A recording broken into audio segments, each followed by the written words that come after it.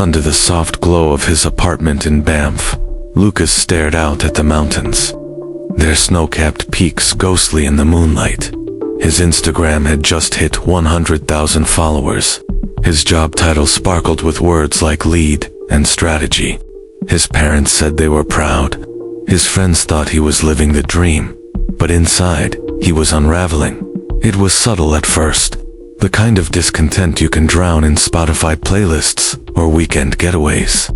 But it kept growing, this heavy, nameless ache that wouldn't let go.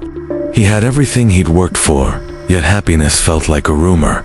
It haunted him, in the silence between texts. In the mornings he couldn't explain his own fatigue. In the nights, when sleep refused to come. The breaking point came when Lucas caught himself staring into the mirror and whispering, "Is this all there is?" That question became a fracture, and from it, light started to pour in. He disappeared from social media for a week, booked a solo trip to Lake Louise with no itinerary, left his phone off, told no one. For once, he wasn't running towards something, but away from the noise, the pressure, the life that looked perfect but felt like a lie. What he didn't expect was to meet her. Eleanor was in her 70s, living alone in a small weather-worn cabin tucked into the hillside, smoke curling from the chimney like a secret. She was brewing tea from herbs she picked herself. Her eyes held decades of stories, but her voice was calm, like she'd been waiting for him. She didn't flinch at his confession, "I don't know how to be happy." Instead, she smiled softly and said, "Maybe you've been looking for happiness in places it never lived." Then she handed him a mug and spoke words that would change everything. If you want to be happy, truly happy, not just excited or distracted or admired, you'll need three things: awareness, humility, and connection. Lucas blinked. "That's it?" "No," she said, "that's everything." She didn't talk like a therapist or a guru. Her words were simple, but they landed like thunder. Awareness, humility, connection. They weren't goals to chase, they were truths to return to. That night, Lucas lay on a wooden cot, listening to the crackle of the fire. There was no Wi-Fi, no notifications, no mirrors. But for the first time in months, there was something else. Stillness. It was terrifying and beautiful. It was silence that didn't scream. It was presence, in the days that followed. Eleanor introduced Lucas to ideas she'd learned from a lifetime of reading, reflecting, and simply being.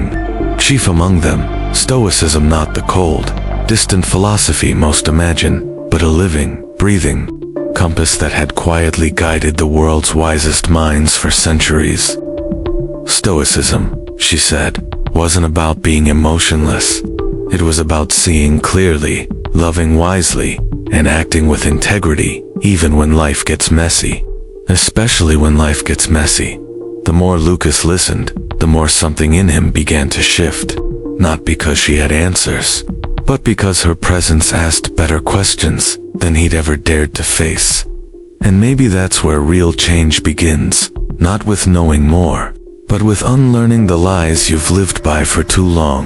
So, if you've ever felt like Lucas, if your life looks great on the outside, but feels hollow on the inside, if you've ever wondered what it really means to be happiest with us, because this story is just beginning, and where it goes next might surprise you.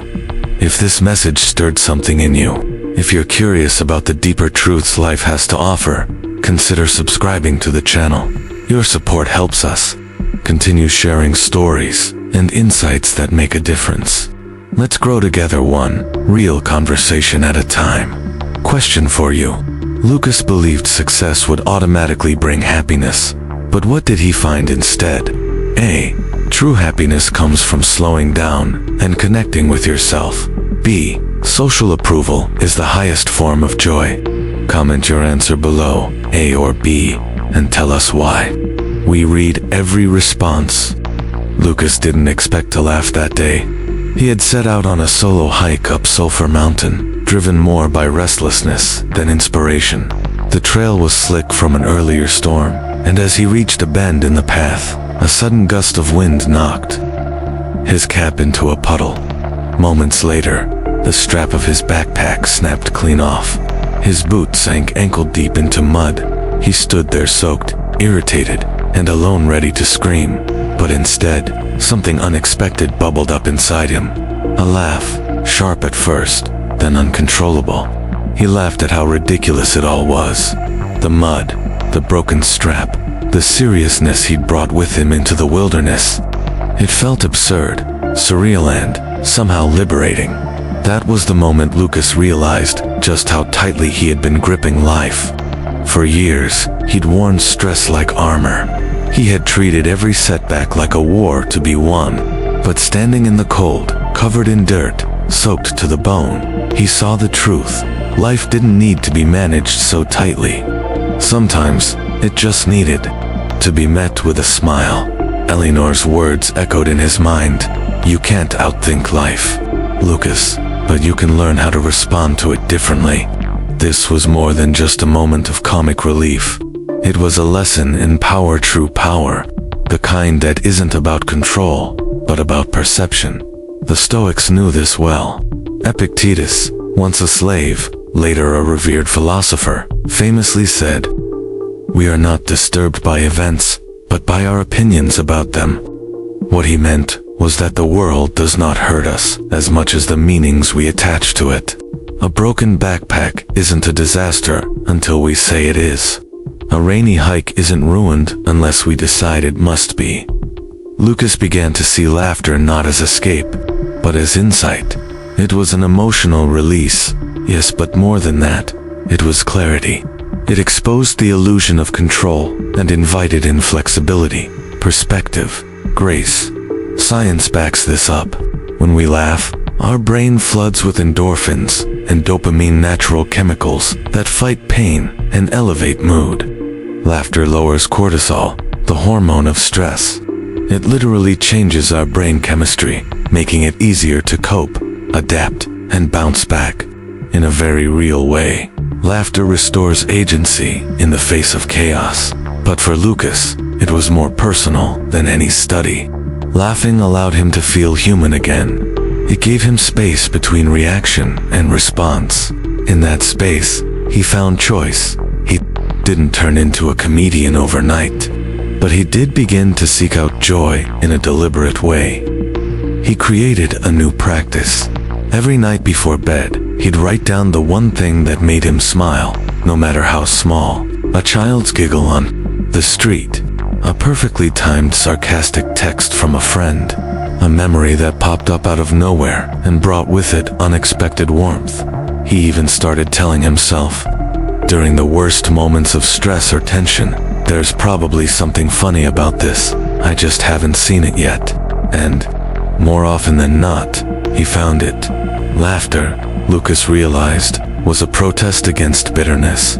It was how the soul reminded itself that it was still alive, that even in pain, there was light, that even when plans fell apart, beauty could still sneak in through the cracks.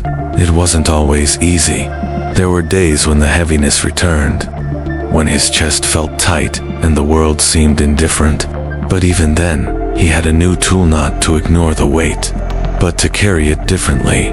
He learned to smile during difficult conversations, to chuckle at his own overreactions, to find comic relief in the middle of anxiety, not after it passed. This wasn't immaturity, was resilience. One evening, after a long day of difficult meetings and digital noise, Lucas sat on a park bench and watched a dog chase its own tail. It spun in circles, dizzy and determined. A group of strangers started laughing. He joined in, and in that laughter, he wasn't alone. He realized that joy doesn't need to be earned. It can be chosen, and sometimes, the bravest thing you can do is to laugh in the face of a world that wants you to frown. Because laughter doesn't mean you're not serious about life. It means you're not letting life crush you. And maybe, just maybe, that's the kind of strength the world needs most. Lucas never expected silence to be so loud. A few weeks after returning from Lake Louise, he packed a small backpack and took a train to Jasper National Park. He didn't plan much. He just knew he needed more of whatever he had felt in could been more stillness, more truth, more space to remember who he was before life became a performance. The landscape unfolded like a dream. Towering peaks touched the sky like ancient sentinels, and the smell of pine and wet soil filled his lungs with something he couldn't name but had missed deeply. Here, there was no one to impress, no screens to manage, no buzz of traffic or calendars or notifications. Only wind, only earth, only himself. Lucas hiked without a destination, letting the forest decide his path. He walked for hours, sometimes in silence, sometimes speaking aloud just to hear his own voice. What startled him most was not the vastness of nature, but the stillness it demanded. In the city, he'd learned to fill every second with input. Out here, everything told him to listen. One morning, he woke before sunrise and stood barefoot on the edge of a small alpine lake. Mist curled over the surface like breath from another world. As the first rays of sun pierced the ridgeline, the lake turned gold silent, powerful, whole.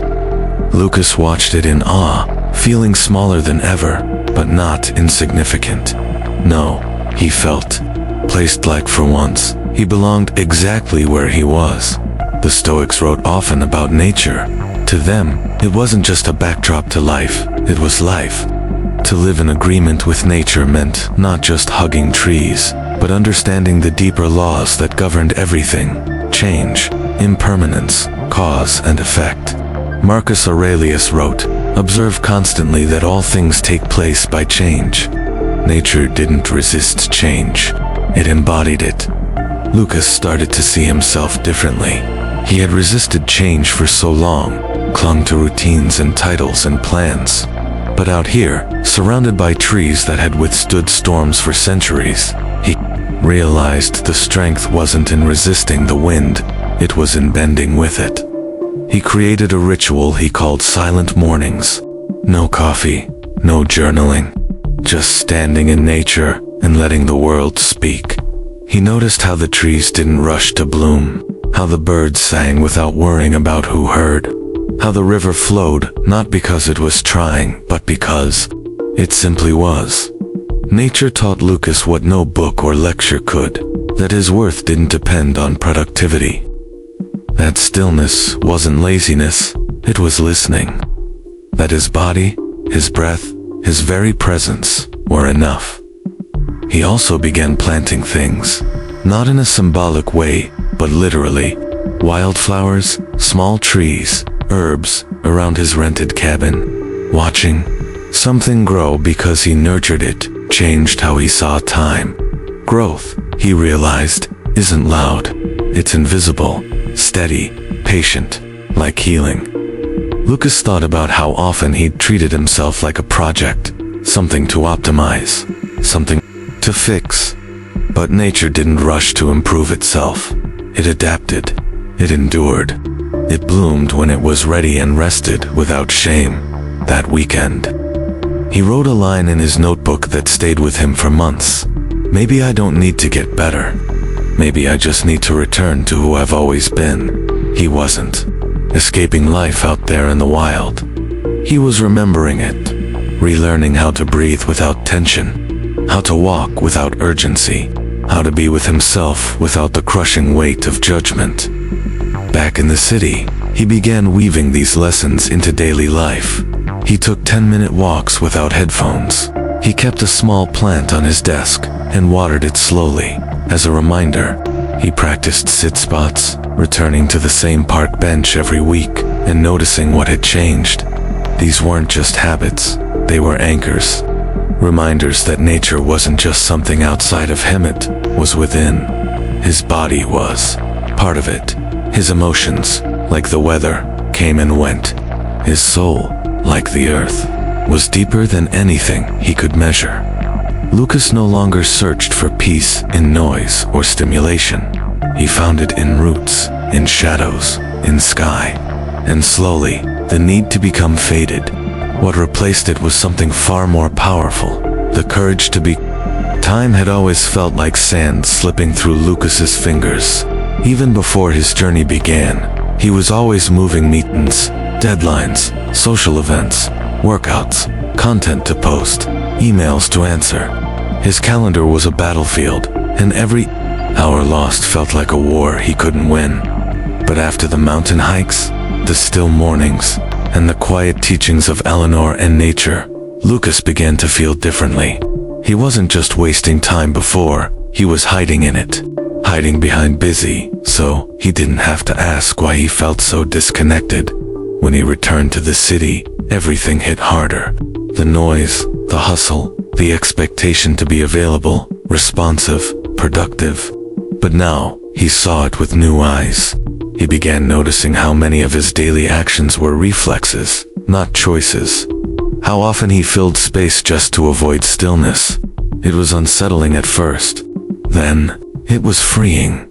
He remembered something Eleanor had told him. The way you spend your days is the way you live your life. If you don't claim your time, someone else will. So he started small. He didn't try to overhaul his life overnight.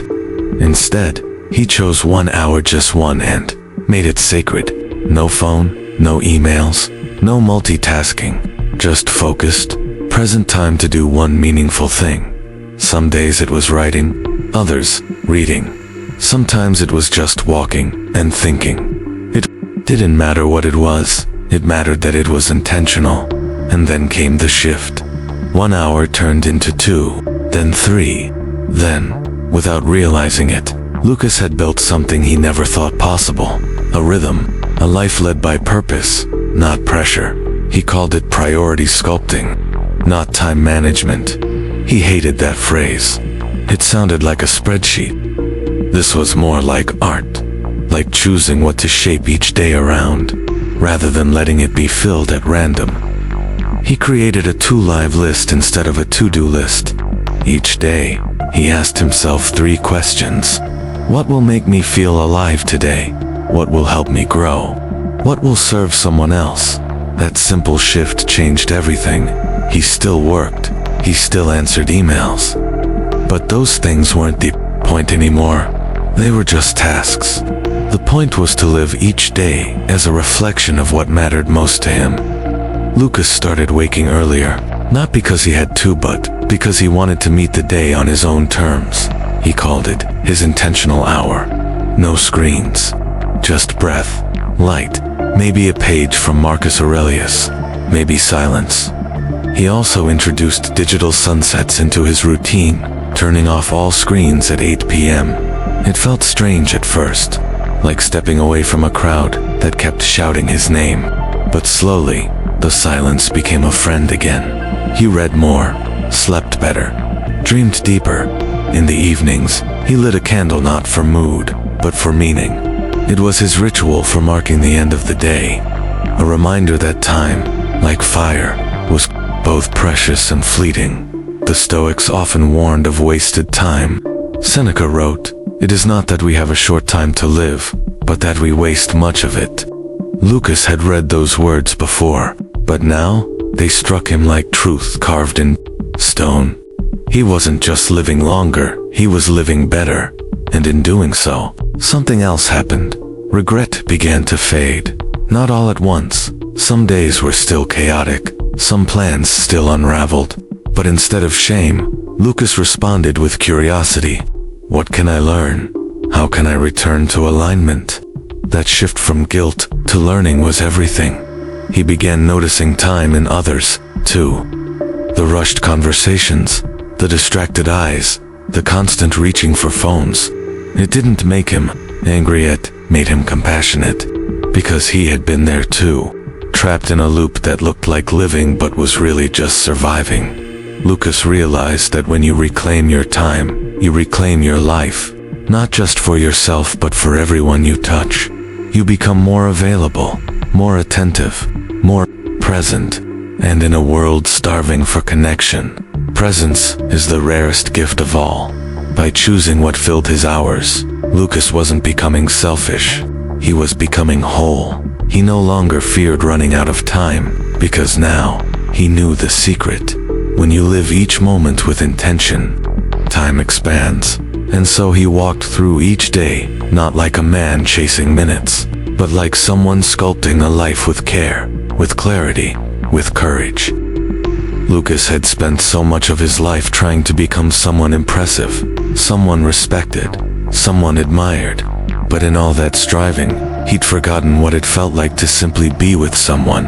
No performance, no role, just human presence. It hit him one night, weeks after his return from the mountains. He was at a friend's birthday party. The music was loud, the jokes flowing, the smiles effortless. But as he scanned the room, he noticed something dissonant. Nearly everyone had their phone in hand. Even in the middle of laughter, they were elsewhere, capturing, scrolling, responding. He felt it in his chest, the quiet ache of distance in a room full of people.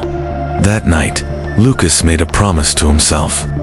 He would no longer confuse being surrounded with being connected. The following week, he invited 5 close friends to dinner. No phones, no background music, no agenda, just food, warmth, and conversation. At first it was awkward.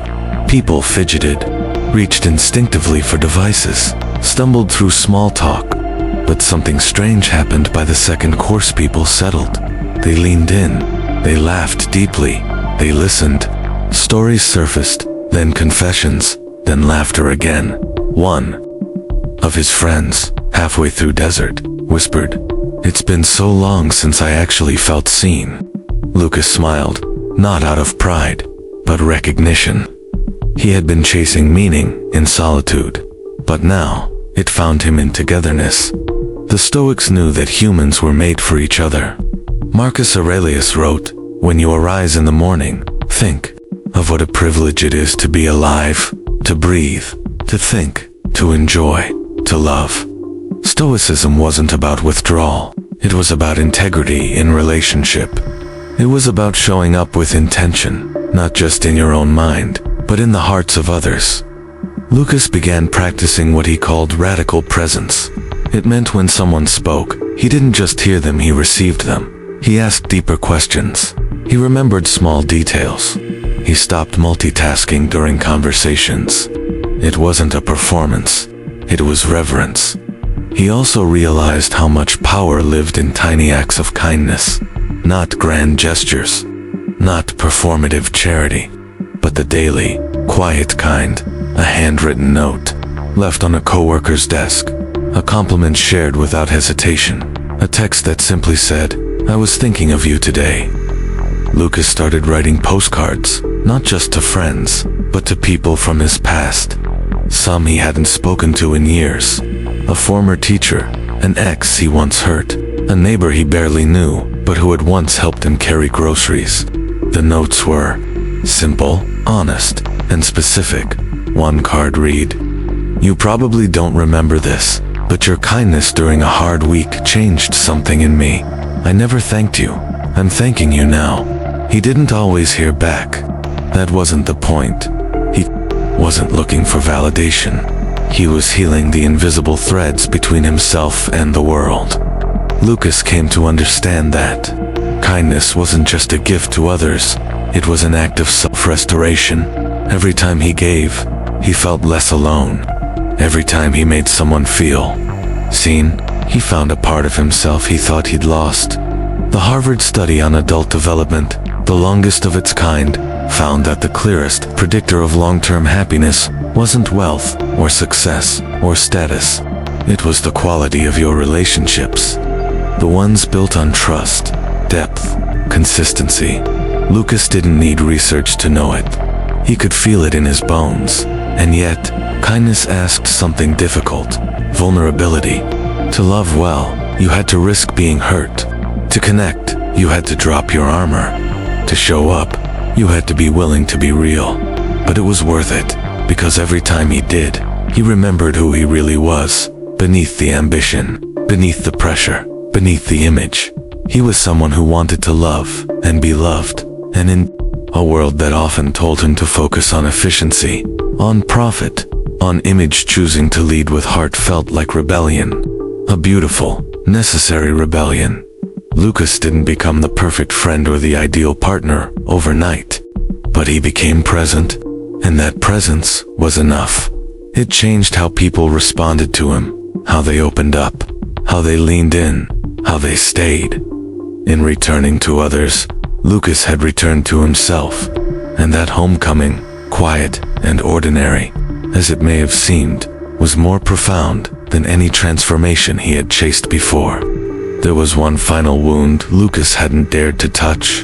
It lived quietly inside him, buried beneath years of distraction and ambition. A friendship that had ended badly, a betrayal he never fully processed. He told himself he had moved on, that time had done its work.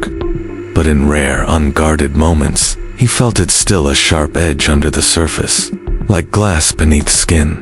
One night, sitting alone on the porch outside his apartment, the city humming softly in the distance, he finally let himself remember, not just what happened, but how it made him feel. The anger, the disappointment, the heartbreak of watching someone he trusted become a stranger. Lucas pulled out a notebook and wrote a letter. He didn't plan to send it. That wasn't the point. It was a letter of forgiveness, not to excuse, not to forget, but to release.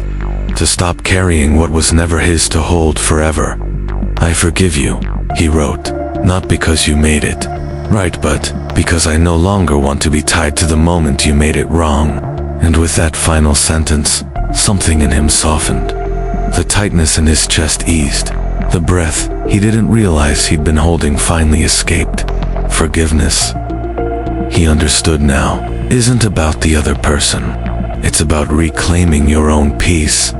The Stoics taught this in quiet ways. They warned against holding grudges, not out of moralism, but because resentment is a thief. It steals the present. It poisons joy. Marcus Aurelius said, "The best revenge is to be unlike him who did the wrong." To forgive is to remember who you are and to stop letting pain define you. With space cleared, Lucas found something else entering his life. Gratitude, not the kind printed on coffee mugs or written in forced journal entries, but the raw, present kind. The kind that arrives when you see the sunlight hit your wall just right in the morning, when someone texts you just to say they thought of you, when your hands hold a warm cup of tea and you realize, somehow, you're okay. Lucas began weaving gratitude into his routines, not as a task, but as a presence. He took thank you walks, whispering quiet acknowledgments as he passed trees, benches, clouds, strangers. He called it witnessing the miracle of the ordinary. He stopped needing every moment to be extraordinary. Instead, he noticed that the ordinary was full of wonder if you had the courage to slow down and see it. And with forgiveness behind him and gratitude within him, Lucas was ready for something new. Openness. He started saying yes again. Not out of obligation, but out of curiosity. Yes, to a last-minute road trip with an old friend. Yes, to a dance class that made him feel wildly out of place. Yes, to dinner with someone who once intimidated him. These weren't big, loud decisions, but they were deliberate. They were about choosing life, choosing expansion, choosing the unknown over the safe loop of routine. Lucas realized that fear often disguised itself as practicality. That saying no was easy when you'd been hurt, but saying yes, that took courage. That was how growth returned. He didn't abandon his boundaries, but he let go of the ones built by fear instead of wisdom. One afternoon, he found himself back at Lake Louise, standing by the tree he had planted outside Eleanor's cabin.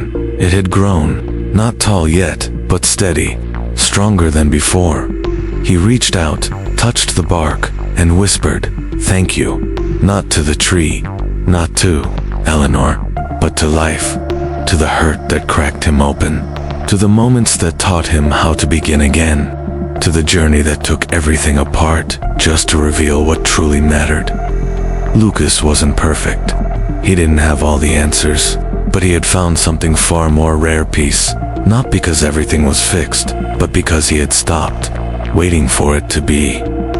Happiness wasn't a destination he had reached, it was a presence he had finally allowed in, and in that quiet, sacred return to himself, he discovered what the Stoics had known all along, that the good life is not somewhere far away. It's here, now, always available to anyone brave enough to let go, open up, and say yes. Lucas's journey didn't begin in a place of clarity or ambition. It began with a quiet ache, the kind that's easy to ignore in the rush of modern life, but impossible to escape when the world goes quiet. From the outside, his life was polished, promising, enviable. But beneath the surface, something was missing. Not success, not love, not opportunity, but meaning, connection, peace. What followed wasn't a grand transformation filled with fireworks. It was a return, a slow, humbling rediscovery of what it meant to truly live. In the silence of Lake Louise, guided by the gentle wisdom of Eleanor, Lucas began to understand that happiness had never been about achieving more but noticing more, that awareness wasn't just mindfulness, it was waking up to his own life, the trees, the wind, the people he passed on the street, the weight of his own breath. Laughter returned, not as noise, but as freedom. On Sulphur Mountain, soaked in stumbling, Lucas learned that resilience doesn't always look like strength. Sometimes, it sounds like laughter, raw, ridiculous, and healing. It taught him to loosen his grip, to stop taking every inconvenience as a personal offense. He discovered power in shifting perspective, instead of trying to change every external condition. Then came the mountains of Jasper. Their nature stripped away his titles, goals, and to-do lists. Alone with the stars and the wind, Lucas saw himself clearly for the first time. Not as a role or resume, but as part of something much larger. He learned to honor rhythm over hustle, to slow down enough to listen to the wisdom of the trees, the stillness of lakes, the constancy of change. When he returned to city life, Lucas faced his biggest challenge, living intentionally in the noise. He started small, structuring his days not around productivity, but purpose. A to-live list became his daily guide, focusing on what brought him joy, what made him grow, and what helped someone else. He realized time wasn't just slipping, a weight was being traded, moment by moment. He chose to spend it with care. But perhaps the most profound shift happened, not in silence or solitude, but in community. Lucas learned that the heart of happiness is not individual achievement, but shared humanity. Through dinners without phones, conversations that lingered, and simple acts of kindness, he reconnected not only with others, but with himself. Vulnerability became his strength. Presence became his offering. And finally, he turned inward one last time to let go of what no longer served him. Resentment, old wounds, fear of rejection. Through forgiveness, he found freedom. Through gratitude, he found fullness. Through saying yes, he found his way back to wonder. Lucas's story isn't a blueprint, it's an invitation. It reminds us that the answers we seek are not in louder goals, faster progress, or constant connection. They're in the quiet moments we've been taught to rush past, in the courage to feel deeply, in the humility to admit we've forgotten what matters, and the grace to remember again. So what can we take from his journey? First, that awareness is a daily practice. You don't have to go off-grid to wake up to your life. Start by noticing your breath, the color of the sky, the sound of your footsteps. These aren't small things. They're the beginning of presence. Second, choose your time. Don't wait until you're burned out to reclaim your hours. Design your day around what makes you feel alive, not just busy. Ask yourself, what would a meaningful day look like? Then live into it, one decision at a time. Third, be kind, not performatively, but genuinely. Send the text. Smile at the stranger. Listen fully. Connection doesn't require a special moment, it just requires you to show up. Fourth, forgive. Not because what happened was okay, but because carrying it is costing you more than it's worth. Letting go is not weakness, it's wisdom. And finally, say yes to joy, to risk, to the things that make your heart beat faster. Not everything has to make sense. Some things just have to make you feel. Lucas didn't find a perfect life. He found a present one. And in today's world, that might be the greatest success of all. Now we want to hear from you. What part of Lucas's story resonated most with you? Was it his decision to slow down? His experience in nature? The way he rebuilt his relationships? Or maybe the act of forgiveness? Let us know in the comments. Your insights might be exactly what someone else needs to read today. And if this story moved you, if you felt even a small shift while listening, consider subscribing to the channel. Your support gives us the motivation to keep creating these kinds of soul-centered stories. We're just getting started. Let's grow, reflect, and heal together, one story at a time.